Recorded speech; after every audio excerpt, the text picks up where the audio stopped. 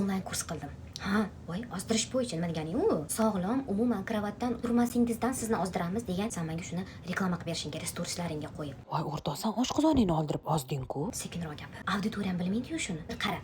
Yo, hozir dietolog bo'lish bu eng foydali, bilasanmi? Soqqani hammasi shunda. Endi hamma soqqa qilayotgan paytima indamasdan o'tirib yoki oshqozonimni oldirdim qizlar demayman, o'rtoq.